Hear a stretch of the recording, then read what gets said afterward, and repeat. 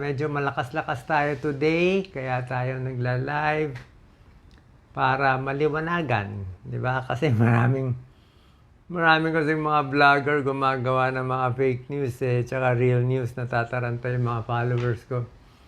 Sasabihin na iba, uy, patay na ata si Doc, hindi pa naman patay si Doc. Yung isa, gumaling na si Doc, nag-miracle na. Ay, mabuti kayo, alam nyo pa, nag-miracle.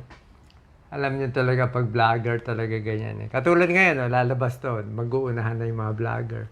Gagawa na sila ng fake news para kumita lang konti. Yun lang po kasi talaga Kaya hilong-hilo ang kababayan natin sa tunay at sa hindi tunay. Tayo rin nagpapahirap sa sarili natin. Doc Lisa? Yes, una sa lahat, nagpapasalamat po ako sa pagkarami-raming nagdadasal kay Doc. So siguro yun po yung dahilan bakit lumalakas si Doc dahil sa dasal nyo. Siyempre, pag kayo ang humiling sa Panginoon, papakinggan kayo. Salamat po. Actually, ayoko nga nagdadasal sila sa akin. To be honest, ayoko nagdadasal kayo sa akin. Gusto ko magdasal kayo sa sarili nyo. Magdasal kayo sa anak ninyo, sa kaaway ninyo, sa magulang ninyo. Okay na ako. Isang tao lang naman ako, 'di ba? Pagdasal niyo na lang sarili niyo, pagdasal niyo yung kapitbahay niyo, okay na ako. Lately condition, bali nasa Singapore tayo.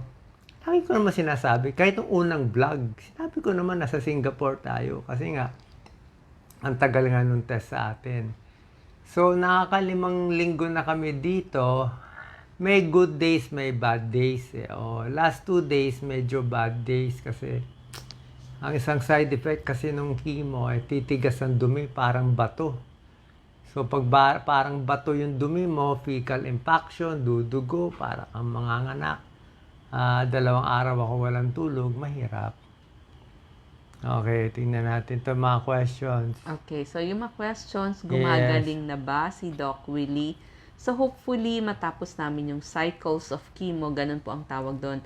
Cycles. So, more or less, sabi nila, mga 6 cycles every 3 weeks. So, that's around 18 weeks. So, nakakaisang buwan na po tayo. Almost, malapit na po. So, mga 3 more months to go. Gumagaling o hindi, walang nakakaalam. Kaya kung may napanood kayo, gumaling o hindi gumaling, walang nakakaalam. Pero parang gumagaling. Parang lumiliit. Kasi dati 10 out of 10 ang sakit. Ngayon may time 2 out of 10. Pero pag umiri ka naman ng napakasakit, parang 9 out of 10 ang sakit. Tapos less na po yung manas at saka yung paninilaw ni Doc Willie. Yes, na-lessen na lahat. Nawala na yung paninilaw ko, namayat na ako ng, I think, 24 pounds, 75 kilos, ngayon 64 kilos na lang ako. Nawala na yung paninilaw. Mukhang lumawag. Paano yung inferior vena cava, hindi na ganun kagalit. Nawala rin yung manas ko, pati yung varicose ko. Ang nawala lang yung buhok ni Doc.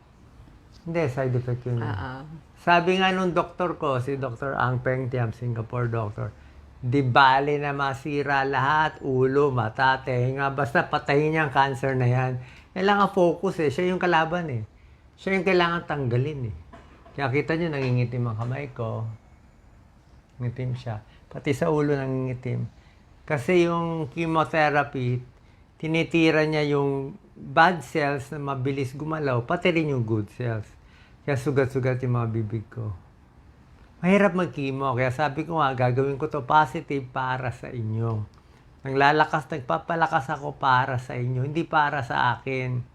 Okay na ako. Kaya yung mga nasa abroad na umiiyak daw, nadidepress, okay lang po yun. Isang buhay lang ako, walang problema. Tayo, 110 million Filipinos, mas kayo inaalala ko. Sasabihin sa akin ng doktor ko, Doc Willie, parang don't think about too much things. Huwag mo isipin yung bayan, problema. Sabi ng doktor ko, your cancer is not play. Hindi to laro-laro Hindi to pwede lalaro-laro ka, mag-enroll ka, gagawa ka naman. Hindi to. Serious to. Life and death to. Kasi sarcoma siya eh. 16 centimeters. Ngayon, malalaman natin kung lumiit o hindi. Pero syempre, sa tingin ko, baka lumiit dahil sa prayers ninyo. At syempre, maganda rin talaga gamutan dito. Na guilty nga ako, na gusto ko talaga, ibabalik natin sa atin. So, depende ito sa Diyos. Kung bubuhayin pa ako ng Diyos, babalik tayo, ayusin ko talaga yung healthcare. Wala akong paki. Tandaan nyo, wala akong paki. Sasagasaan lahat ng sasagasaan para makuha yan. Total, patay na rin naman ako eh. Diba? Total, patay na rin ako. What do I lose? Kung magalit kayo. Kung hindi nyo maintindihan ginagawa ko. Basta sure ako, naintindihan nyo man o hindi ginagawa ko, sure ako para sa inyo to. Minsan kasi, anak mo, tinutulungan mo na, binibigay mo lahat, ayaw pa rin. Isip niya, hindi para sa akin to, hindi mo alam, papakamatay na nga magulang mo para sa'yo. Ayaw mo pa rin. Ganyan ang gagawin ko. Kaya kung may nagbabash, okay lang yan. Tiis lang tayo dito. So, yun lang sa mga fake news na namatay na daw ako o may sinasabi si Doc Lisa na umiiyak ka na. Puro fake yun. Para malaman ang tunay na news, dito lang tayo sa page ko. Diba? Lalo na mga seniors. Hanapin nyo, Doc Willie Ong, may blue check, tapos may 17 million. Yung mga iba, basta may title ng mga showbiz, chika, entertainment, medyo duda tayo. Tingnan nyo na lang yung mga credible, GMA, ABS, kahit mga anything. Basta yung mga news outlet, mas tunay. Kasi niloloko lang tayo. Kini-clickbait lang kayo, ginugulo lang ang ulo nyo eh. Tsaka nakita nyo naman ang content ko, ang konti-konti lang. Ako, mag-live ako, 2-3 lang eh. Pero ang dami. Diba? Sabi ko naman, pwede nyo gawin. Kaya lang, niloloko lang yung tao, kawawa naman eh. Iniikot yung emotion. So, yun po ang plano natin. Yes. Doon po sa mga nagtirik ng kandila, nagpamisa kay Doc Willie, nagpunta kay Padre Pio. Maraming salamat sa mga nagpadala po ng mga religious items for Doc Willie. Maraming salamat po. Sa mga gusto pong dumalaw, actually maraming nagtatanong, mga kaibigan, kaklase. Pag malakas-lakas na po si Doc Willie, ngayon kasi syempre almost everyday may injections, may chemo. So minsan may hingal konti. So, pag nakalakas-lakas na siya, di saka tayo dumalaw kay Doc Willie. But thank you sa mga pasabi ninyo na gusto nyong makita si Doc. Hindi pa totally magaling. May hingal ako. Kahit palakarin mo lang ako ng mga 20 meters, may hingal na ako eh. Salita lang nga, may hingal na ako. Paano nga, bugbog tayo sa chemo? Gusto natin palitin yung bukol, di ba? Nilalabanan ng katawan mo. Hirap ka pa matulog, marami ka bang side effect, pero walang choice eh. Doon kasi talaga ang para sa akin na maganda. Kaya sa atin, pag nabuhay pa ako, ipipilit natin yan sa Pilipinas, walang corruption, walang kalokohan. Sabi mo, Doc, ba't ka pa nag-iisip niyan? Kung hindi mo ako papatulungin sa Pilipinas, patayin nyo na lang ako. No purpose in life. Mabubuhay ako para saan? Mag-enjoy? Mag-cruise? I don't need it. Sumama na ako sa nanay ko kung yun lang. Kaya lang ako nandito para tulungan yung 110 million Filipinos na kawawang-kawawa ngayon. Yun lang ang purpose ko. Wala akong pakialam sa politika ng iba. Sarili kong style to. Diretso sa taas, diretso sa Holy Spirit. I don't care about anyone. Sorry ah. Kasi matigas talaga ako ngayon. Pag alam ko tama, tama. Pero pag wala nang buhay, di wala na. Pero so far pa naman, binubuhay pa naman tayo ng Diyos. So habang binubuhay tayo ng Diyos, request ko lang, kung mahal nyo ako, tulungan nyo na lang yung kaibigan nyo, makipagbati kayo sa magulang nyo, makipagbati kayo sa best friend mo na naging kaaway mo. Doon ako masaya. Magbigay tayo ng pera, pagkain doon sa mga pulubi, sa lansangan natin, sa mga overseas worker. Gumawa lang kayo na mabuti. Happy na ako. Happy na ako. Okay? So, any more questions? Yes, okay. So, yun nga pala po, yung mga nag-alaga kay Doc Willie dito sa hospital, almost 50% talaga mga world-class nurses na Pinoy. Pinoy lahat. Ang gagaling. Gagaling. Kasi may nag-message po sa atin mga nurses from Germany, from the US, yung ating sobrang mga galing. kababayan na nasa healthcare at yung hindi rin sa healthcare. Maraming salamat po sa inyo. So, ang mga questions, yung mga naghahantay, kailan daw ulit mapapanood si Doc Willie. Siyempre, ngayon medyo yung mga lives namin hindi madalas. So, pipilitin ni Doc, pag malakas, good days, di itatry. Ako naman po, pipilitin ko kasi parang yung journey namin, dati hindi ko gaanong natatouch yung cancer, paano mag-alaga ng mga cancer patients. At kung ikaw mismo yung cancer patient, pag may oras na po ako, I'll try to do that. Una-una, wala akong balak mag-content ng health. Baka si Doc Lisa, I have no more plans to content sa health. Yung mga sakit sa puso, no more. Tapos na yun. 6,000 ang videos ko, ano pa ba gagawin? Magaling si Doc Alvin, sila Dr. Dex, ang dami-daming doktor. Hindi nyo na kailangan ng health topics. Ang kailangan, ayusin natin yung Pilipinas kasi ang dami namamatay, ang dami naghihirap. Yan na lang ang job ko. Last job ko, fix the Philippines, fix the country. After that, hayaan na natin mga kabataan sila na mag-vlog ng health topics. Diba? Yun lang ang mission ko. I'm very clear about that. Lagi ko dinarasal. Nakikita nyo ibang video ko, parang meron akong Holy Spirit nagsasalita. Hindi ko alam kung ano yun, pero sa tingin ko mabuti yun. Kasi lumilinaw na ang pag-iisip ko. Kung ano man magiging desisyon ko, tandaan nyo, para sa inyo to.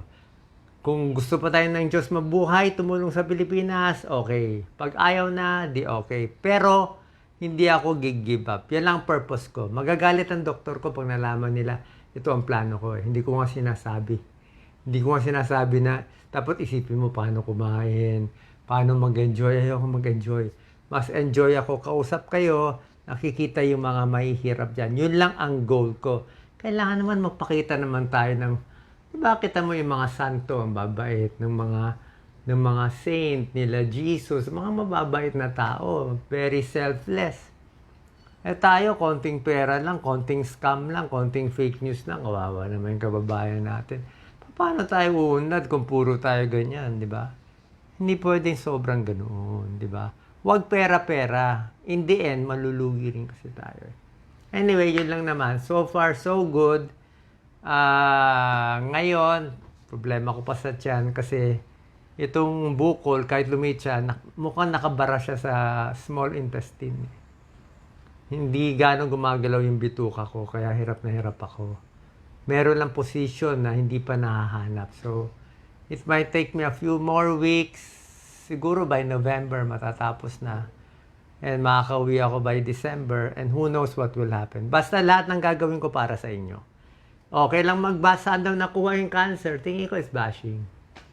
Bashing, negative. Kasi wala talaga akong risk factor.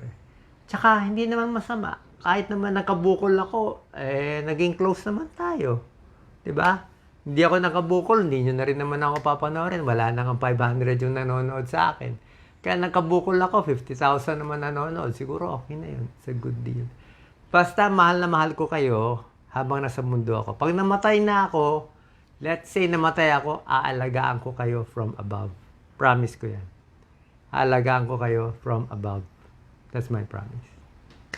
Okay? So far, so good? Yes, opo. Doon naman po, naging journey natin to. So, kailangan aware tayo kung may lahi po tayo ng cancer sa pamilya. So, maganda po, magpapa-check up tayo. Kaya doon po pumapasok yung ating blood test, yung ating x-ray, tsaka yung ultrasound. So, meron naman po mga basic na kailangan natin gawain kada taon. So, gawin po natin yon para maaga mahuli ang cancer or kahit anong sakit na nagsisimula sa ating katawan. Pag sa Pilipinas, basic CBC X-ray. Pag sa ibang bansa, PET scan, POG.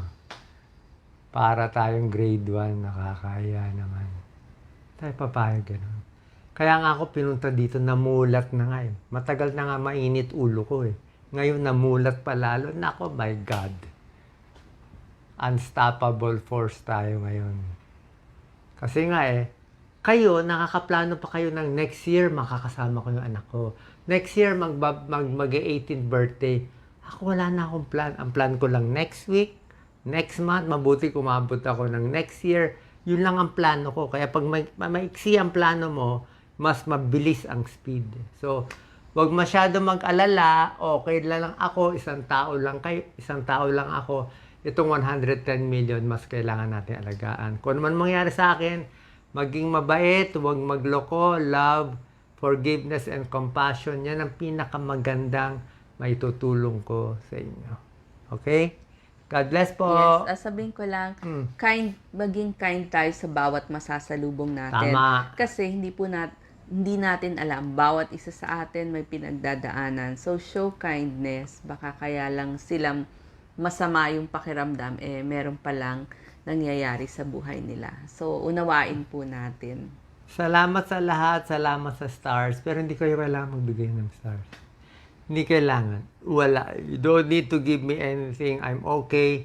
Tayo ang magbibigay. Ha? Marami pa akong gagawin. Pinipray ko. Baka hindi nyo maintindihan. Basta isipin nyo lang kung anong gagawin ko. Feeling ko ito mission ko sa mundo at makakatulong sa Pilipinas at sa buong mundo. God bless. Thank you.